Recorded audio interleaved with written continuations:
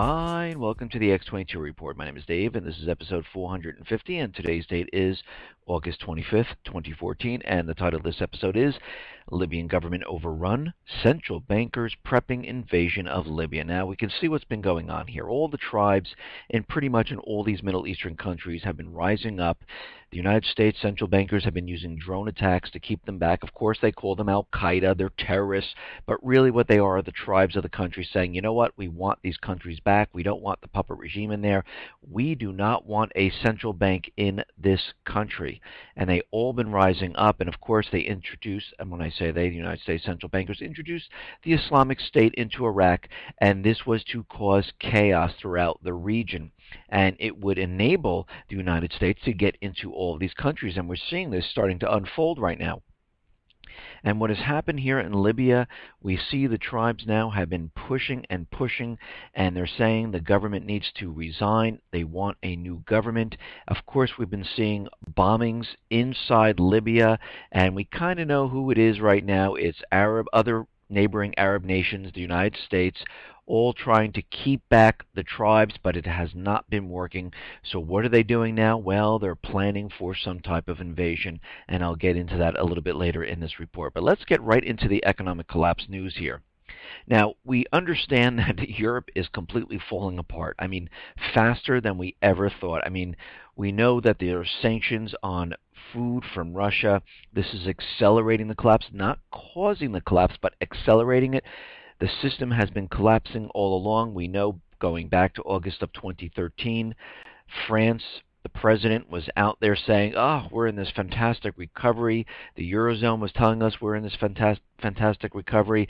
And this was actually the signal to let us know that there was some type of an event that was going to occur during this period, and that was going to be the false flag chemical weapon attack in Syria, hoping they would start the war, and that completely fell apart. But of course, they were building the propaganda back in that time, saying that we were in this full recovery. Even here in the United States, we had Obama saying that we're in this real estate recovery. He was in Arizona, Phoenix, giving a speech, letting everyone know how great everything was. But now we're seeing that there has never been a recovery. Yes, there's been a prop up of the system, a manipulation of the data, but there's never been a recovery. Right now in France, the French president asked his prime minister, who only assumed the post a few short months ago in March, to form a new government looking to impose his will on the cabinet after rebel leftist minister had called for an economic policy U-turn. Spearheaded by economy minister Arnaud Montebourg, demanding an end to French austerity. Now, of course, the central bankers, they need to maintain control of the entire situation, and this is why we see all this starting to occur right now. Now, of course, in Greece and in Cyprus, they're telling us, and especially in Greece, after they gave loans to Greece, that everything was fine. The first tranche, oh, Greece is back on its feet. Oh, the second tranche, they're getting better. The third tranche, nothing has ever changed. They are in an economic collapse system right now. It's not moving, not going anywhere. This is why they're looking to other countries to try to help them. Right now in Cyprus, what we're seeing is it's getting worse, not getting better. After stealing the people's monies from the banks, things have not improved right now. 1 of every 2 Cyprus loans are in default. The total percentage of non-performing loans in the Cypriot banking system just rose to a mind-blowing 45%, up from 44.3% in May. A nearly double the 23.6% which was reported at March 2013, when the local banking system completely crashed and they went in to steal the people's money. So we can see right from this, it is gotten worse, not better. And what we're seeing here is the bail-ins didn't help the country. The bail-ins didn't help the people of the country. The bail-ins helped the bankers. And that's all we see right now. And we're seeing this all across the globe. Everything has been set up to help the bankers, and who cares about the people? That's basically what's happening here. So right now, Cyprus is now in default or near default at this time, and they're getting closer to it. Now in here in the United States, what we're seeing is things are being manipulated, but it's falling apart. They can't keep the manipulation in line with the real economic indicators, and it's starting to separate itself. Of course, they're using reports and things to say, yes, yes, things are getting better, and they try to prop it up a little bit, but then it just drops right back down, and this is exactly what we're seeing. The Dallas Fed plunged to 7.1 against 12.7 expectations for the biggest miss in 16 months. Production fell, capital expenditure, and employment sub-indices all fell, and new orders collapsed at the fastest rate since April of 2013. These are 2014 lows. U.S. Composite PMI output index dipped from 60.6 in July to 58.8 in August, its lowest reading for 3 months. Now, we always talk about real estate, and they keep telling us how real estate is improving. We're on the cusp of recovery. And like I said, we were going to see that little bump in summer. And guess what? We saw it. It's over. June, they're out there telling us how great it is, new permits, new everything. It looks like we're in recovery. Home Depot's making fantastic sales. But guess what? The data just came out for July, and it is not looking good already. Following last week's housing start data, everyone was expecting a new home sales number that was even better than the consensus of 430,000. Instead, the July print of 412 was not only the fifth miss in the last 6 prints, but also the lowest number since March, 403,000. The biggest drop took place in the Northeast, where the sequential plunge was some 31% to just 18,000 new houses, and a whopping 44% from a year ago. There were declines in the Midwest, which dropped about 8.8%, and in the West, which dropped about 15.2%. Medium home prices are now dropping by 3.7%, the biggest drop since May of 2013. So we can see right now, and again, I've been looking all over the country, and I mentioned this before, prices are starting to level off, and in a lot of places they're starting to come down, and it looks like it's getting harder for people to sell their homes. Even flippers are saying it's not even worth it right now. We're holding on to the houses way too long. The prices are coming down, and we can see it's starting to crumble. Supply of new homes rose to 6, the highest since September 2011. A builder seemed to have front-run the recovery once again, all to suggest that there has been an inflection point in the supply which cannot be absorbed by the market, which also means median prices are likely to completely implode on themselves as we go into this fall and winter. And this is exactly what we thought was going to happen, and it is happening right now. Why do you think they're really accelerating the plan right now to get into war? Why do you think provoking is going on in the Pacific Ocean? Why do you think provoking is going on in Ukraine? The Middle East fiasco that's going on there, the chaos that's going on there, is accelerating. It's not getting better. We're not going into peace. No, they're accelerating, bringing more and more military assets all over the place, preparing for this war. Now we see China and Russia, they're making preparations to be completely separate and apart from the Western nations, and this is exactly what they're doing. And of course, they realize that the West has been spying on them. There could be backdoors in operating systems, backdoors in PCs, and we see right now that China is going to unveil domestic operating system in October. Russia is pushing to end its government dependency on Microsoft's operating system. China could have a new homegrown operating system by October to take on imported rivals such as Microsoft, Google, and Apple. The operating system would first appear on desktop devices and later extend to smartphone and other mobile devices. We hope to launch a Chinese-made desktop operating system by October, supporting app stores. Now, Russia, again, they continually push their agenda to be separate and apart from the Western nations. Russia's central bank is looking for ways to replace SWIFT. SWIFT is a Belgium-based interbank messaging service that is a key to plugging banks into the global financial system. The move is designed to curtail Russia's reliance on SWIFT, Wider European sanctions on Russia over Ukraine could force SWIFT, which unites more than 10,000 financial institutions worldwide and processes payment orders for upward of $6 trillion every day, to stop operating in Russia. So they want to completely bypass the system, create one of their own, so this way, just in case there's more sanctions or even war, that they're not cut off whatsoever, and they're really pushing this hard to get this done. Now, it looks like, and I mentioned this before, that the Federal Reserve did a survey to see if Obamacare is hurting businesses. And what they have found out from all the businesses around, that yes, businesses are hurting. They're saying that they're letting employees go to adjust to the higher costs imposed upon them by the federal government. They're moving full-time employees to part-time status. They're changed benefit plans so the employees would be forced to pay more towards their premiums.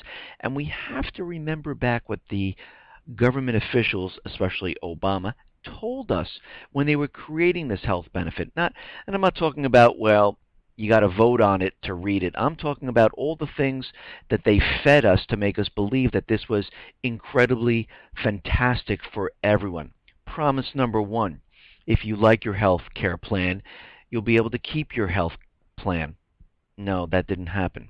Promise two: that means that no matter how we reform health care, we will keep this promise to the American people. If you like your doctor, you'll be able to keep your doctor, period. False again. That didn't happen. Promise number three: in an Obama administration, will lower premiums by up to $2,500 for a typical family per year. Well, all we're seeing and what everyone is complaining about is their premiums are going way, way up. That's all they see. Promise number four: for the 85 and 90% of Americans who already have health insurance, this thing's already happened, and their only impact is that their insurance is stronger, better, more secure than it was before. That's it. They don't have to worry about anything else. Well, it's not secure. It's not better. It's actually worse. People are paying more. So guess what? Again, another broken promise. Promise number five: under my plan, no family making less than $250,000 a year will see any form of tax increase. Well, yeah, there's taxes intertwined in Obamacare, and there's also taxes if you decide not to take the plan. Promise number six: I will not sign a plan that adds one dime to our deficit, either now or in the future. Well, I'm just going to laugh about that one because that one's ridiculous. Promise number seven: whatever ideas exist in terms of bending the cost curve and starting to reduce costs for families, businesses, and government, those elements are in this bill. No, they're not. Promise number eight: I will protect Medicare. No, he's not. Promise number nine: I will sign a universal health care bill into law by the end of my first term as president that will cover every American. Promise number 10: so this law means more choice, more competition, lower costs for millions of Americans. Well, we're not seeing that either. So basically, what has happened is this whole entire scheme that they thought up to bring in revenue, to pay off the insurance companies and give the American people more taxes, more penalties, and less benefits, that's what everyone got. We got rising premiums, less benefits, and taxes. And this whole Obamacare system is completely falling apart. Now, out in Nigeria, we understand the U.S. is using the propaganda to say that Boko Haram is an international terrorist. They're kidnapping women. That didn't work. They're kidnapping boys. That didn't work. They're bombing colleges. That didn't work. So now here's the new one. The leader of Boko Haram has proclaimed an Islamic caliphate in the northeastern Nigerian town. The United Nations Humanitarian Office confirmed reports earlier this month that Gaza was under Boko Haram control.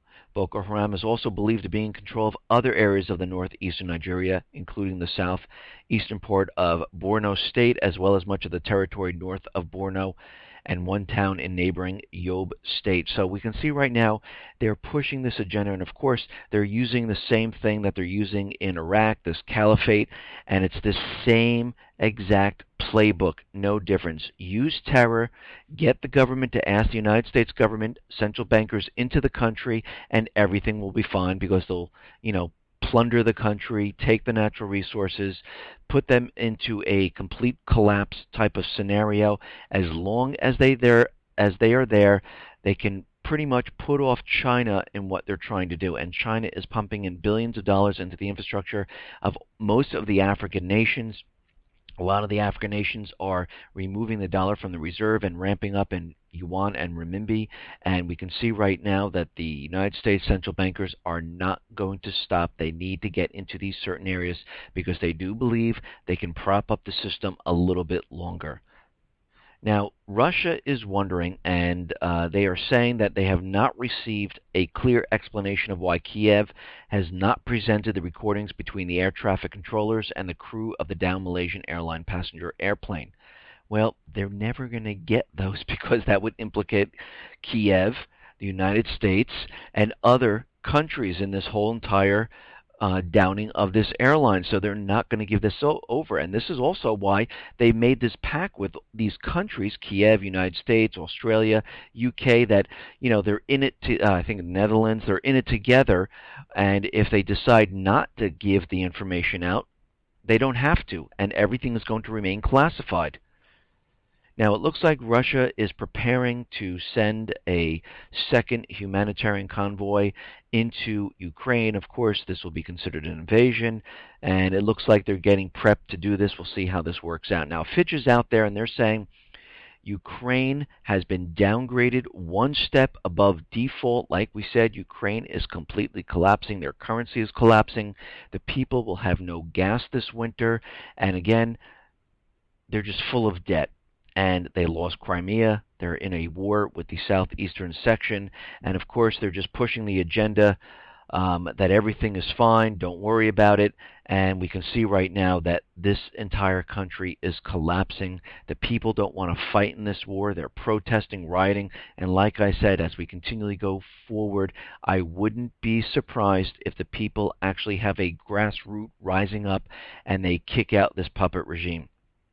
Now, as I said, Putin and Poroshenko are going to be meeting, and I wouldn't be surprised if Putin tries to convince Poroshenko, listen, the country's collapsing, you're getting nowhere with the U.S., the EU, why don't you let us help us out, and we can help you out in this whole type of situation, and we just need to stop all of this, and we'll have to see how that works out. He might go for it because the whole thing is coming apart and the entire country is collapsing, or he might not because he's getting paid very, very well from the central bankers and he doesn't want to upset them. But we'll have to see. But I think Putin's going to try to make a play for this, and he's going to try to convince Poroshenko in doing this. Now, of course, as of right now, Ukraine is still using propaganda. Ukraine is saying that 2 tanks that entered from Russia were destroyed. Lysenko says Ukraine captured crew members of destroyed tanks. Ukraine seized some vehicles that enter from Russia, and of course, there are no pictures. There's no satellite imagery. There is absolutely nothing. The only thing we're hearing is propaganda, and that is it. Now, it seems like Poroshenko is out on social media, Twitter, saying that he's dissolving the parliament right now. Now, there's no other word about this except on his Twitter account, so either his Twitter account was hacked or he's letting everyone know using social media, which seems a little ridiculous that he would do this in this way, but again, we've seen stranger things happen, and he's letting the entire parliament go. Of course, what does this really mean? If this is truly happening, he's going to bring in those that pretty much are controllable by him and his party, and that would be the central bankers. Now, Russia is out there, and they are asking if America is still fit to participate in solving international problems. No, because they're too busy causing them. And Russia went out and said, when you show people weakness, they will bully you. When you show people strength, they will respect you. America has lost face and does not want to show the world they are sick. They have been lording over the other countries for so long. They will never let it go after they eat this loss. More and more questions are being raised about the ability of the current U.S. administration to participate in the development of realistic and pragmatic approaches to international problems to adequately assess the situation in the various regions of the world. Now, they're calling the United States out on this, showing that they are not working with the world and helping to bring peace. They're showing that the United States central bankers are on a different path. They are on a war path because the United States, the European Union states are all headed towards a collapse. Now we see that General Dempsey is heading out to Afghanistan, and it looks like he is pushing the agenda to keep troops in Afghanistan.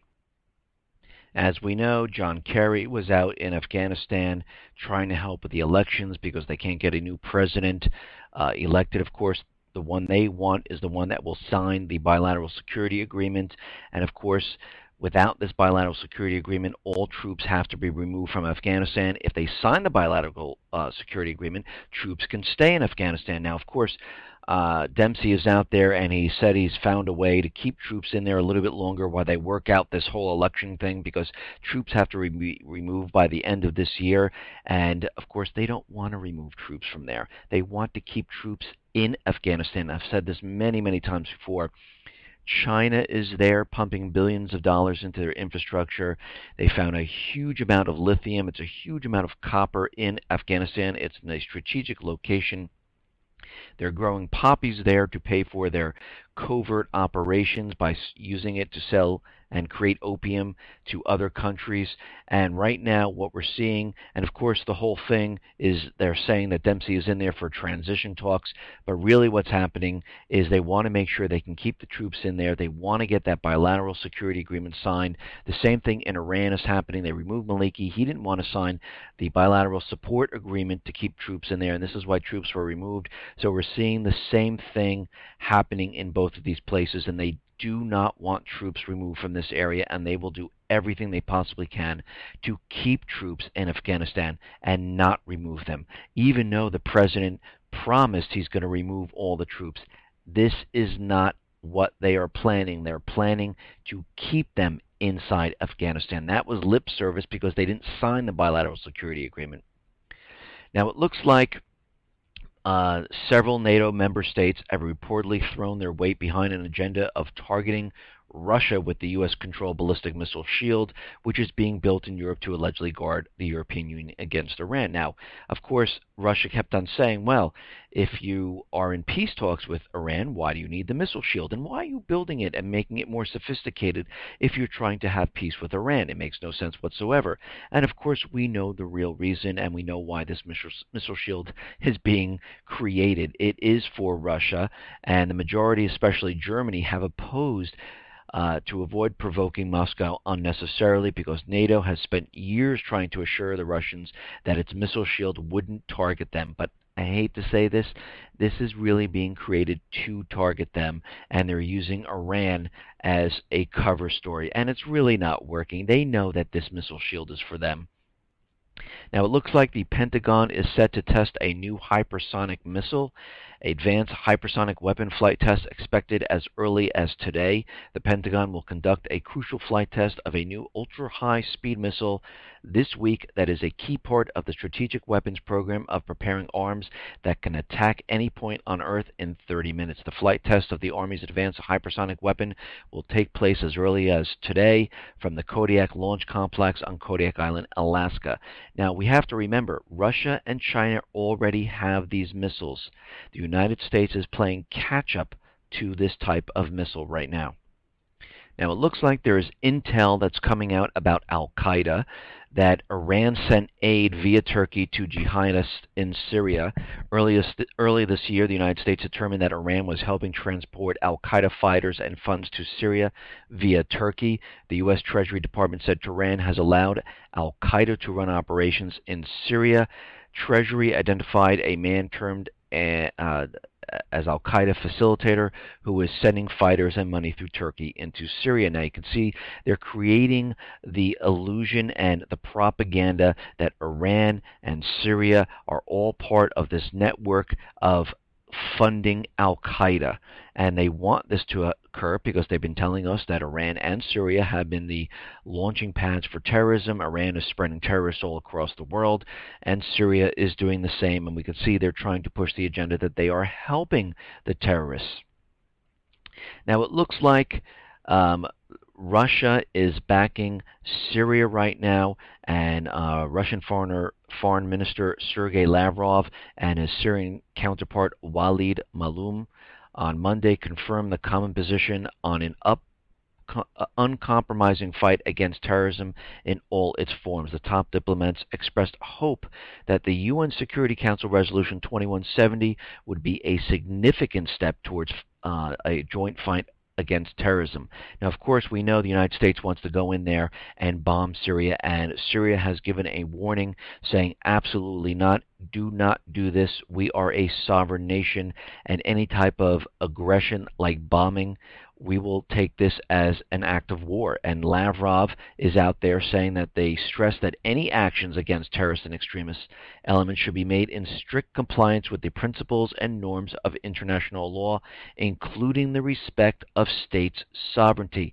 And that was a warning to the United States: do not come into Syria, because this is exactly what the United States central bankers are planning.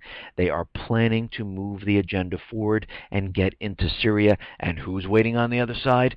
They just told us, Russia. And they're giving a warning right now saying, no, do not do this.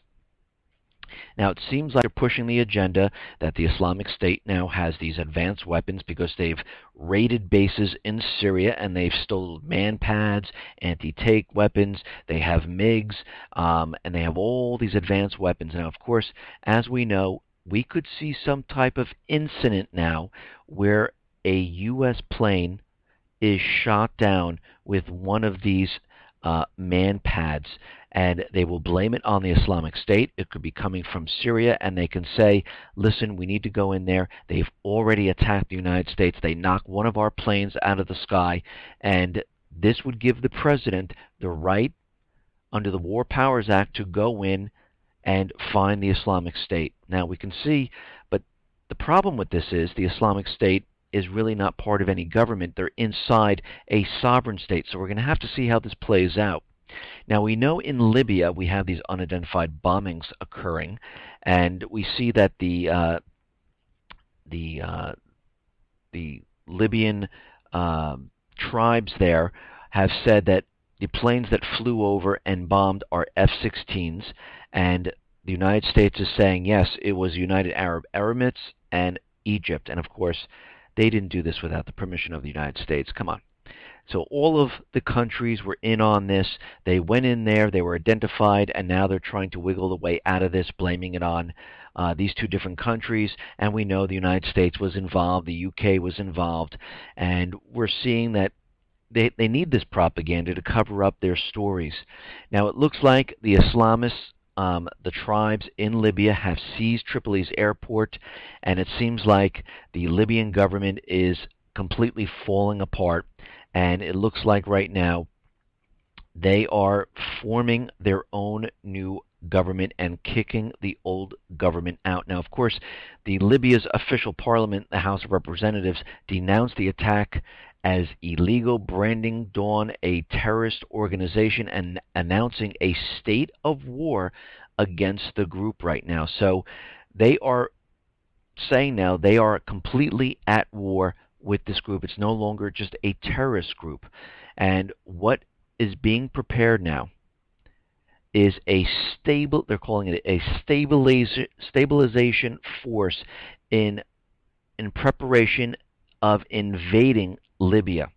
Western countries are putting together an international task force that would have to fulfill the following objectives: disarm all militants in Libya, prop up the National Assembly, help set up a legitimate government, help build a national army and police force, help resume oil exporting to bolster the Libyan ailing national economy, And it seems that the Western countries are considering to make the International Stabilization Force of the United States, France, Britain, Italy, Canada, and Australia, and to make it acceptable to the local Muslim population, which will comprise of countries like Morocco, Turkey, Jordan, and Egypt. So we can see they're really pushing the agenda. They are getting ready to go into Libya because they see the country was completely overrun by the tribes. The government basically is out of there right now. It seems like the tribes have control, and of course they were calling out for international help, and we're going to see something really ramp up as we move into the fall about Libya now. And of course we know that the Islamic State is creating chaos throughout the whole entire region there, and the United States central bankers are losing control. They realize this, and now they're making preparations to get into each one of these countries. Now the question is, how are they going in there? Because the United States was not attacked. The United States is not at war with any of these places, so they're no longer a terrorist group because they've already said they're no longer a terrorist group. They're at war, so this is going to be very tricky, and of course we know how they're going to do this. They're going to create some type of an event, and once they have this event, then they can start moving into all these areas. We already see the mission creep. We already see the U.S. government pushing the agenda, bringing more and more troops into Iraq because they are getting prepared. Now with Ebola, it looks like the outbreak of Ebola virus in West Africa is unprecedented in many ways, including the high proportion of doctors, nurses, and other healthcare workers who have been affected, warns the World Health Organization. They're saying there's so many doctors and nurses infected, a lot of them don't even want to go to work anymore. But it looks like there's a new hotbed of Ebola found in the Congo. And what's happening here in the Congo, they're saying that this is a second separate outbreak of the deadly virus which has occurred in the country, and it seems like the Liberian doctor treated with the experimental ZMapp drug passed away. So we see some people are making it, some people are not making it, but again, this doesn't mean it works or it doesn't work, so there's no proof of anything. And it just, I said this once before, but it just seems like they're just pushing this Ebola breakout all throughout Africa. And what is happening in Africa? We know China is there. We know the United States is wherever China is. We know Boko Haram's there. And we know the United States wants to get into every single one of those countries. And it seems like they're trying everything to do this at this point. And this is definitely another tactic they're using to try to get forces into each one of these countries. Now it's starting to come out, and the story of James Foley execution, the beheading, is starting to completely fall apart. And a forensic analysis commissioned by the UK Times found that there were many irregularities in the video, making it appear not to be the actual execution of the doomed freelancer. I think it was staged, one visual forensic expert said. Two major oddities in the video made the forensic analysis consider the alleged execution phony. There was no blood shed, while the British accent Jihad made several cuts to the neck of Foley, and when I counted it, the forward back motion was between 10 and 12 times, and there was absolutely no blood. And again, I looked, it's funny how they're taking down all the beheading videos and all the videos of James Foley. They're all starting to be removed now, and it's very hard to find them. But when I looked at the actual beheading, and it was very difficult to view, at least by the second slice, blood started gushing out, and we did not see that and at this time. And there were people with hair, people with no hair. They were grabbed around the neck, all different ones, and it did show the same exact thing. And they went on to say that there was no incision that could be seen, and the sounds made by the journalists are not consistent with other beheadings. There also appears to be some sort of blip during Foley's speech that may indicate the freelancer was forced to repeat a line in his on-screen monologue. So they're looking at all this, and they're saying, you know what, this could be completely made up. Now, there's new reports coming out, coming from Assad, and his spokespeople are saying, well, this wasn't really what happened, because what we know is the Free Syrian Army, which is backed by the United States, captured Foley and sold Foley to his killers a year ago. murdered American journalist James Foley was killed a year ago after being sold by the U.S.-backed Free Syrian Army to his killer. So basically, the United States knew exactly where he was. They were holding him for something in the future. And they're saying, this is coming from Assad, that the United Nations had the information that the photojournalist was beheaded last year by the Free Syrian Army, which is really part of the Islamic State, because they were all one at that time. So what are we seeing right now? We're seeing that the United States beheaded James Foley. This is what is coming out of Syria right now, and they're saying the United Nations has this information. So this whole entire story is starting to fall apart. We're seeing, I mean, if we look back, UK didn't want people looking at the video. The video is being taken down all over the place. I mean, there's still some places where it's still up and running, and we can see right now the entire story is falling apart. But that doesn't really, they don't really care about that, because the masses already believe that an American was beheaded by the Islamic State, and it is out there right now, and if you speak to most of the people, that's all they know. That's all they heard. And all they think is, I'm angry, we should do something, and I've been walking around talking to people, and this is exactly what they believe. Now, the London mayor is proposing that you are a terrorist until you're proven innocent. London Mayor Boris Johnson has called for the presumption of innocence to be reversed in cases where Britons travel to Iraq or Syria, and said he wants the jihadists who beheaded an American journalist to be killed in a bomb attack. The mayor of London, who has overall responsibility for the Metropolitan Police, said legislation should be introduced so that anyone visiting those countries would be automatically presumed to be a terrorist unless they had notified the authorities in advance. Now, we can see how this is all trying to push into propaganda. They want to arrest these people. They want to get rid of some of these laws. And this is their whole push in trying to remove the rights of the people. Now, we also see that dozens of FBI agents are to be posted at UK airports amid fears that Britain's anti-terrorism efforts are failing to keep track of the jihadi fanatics. And of course, the person that killed James Foley is now being identified as a rapper, and it's just amazing how this is all coming out. And they're saying, yes, we identified him through vein technology and all this other stuff they're saying, through voice analyzation, that yes, it is the rapper. And of course, they already knew who this person was because it was staged. This is how they're finding out so quickly. Whenever a U.S. government or any type of government around the world comes out with the information so quickly, they already had it set up. They already knew. Just like during 9/11. Oh, it's bin Laden. About what was it, like a couple hours later? Oh, the downing of MH17. Oh, it was Russia.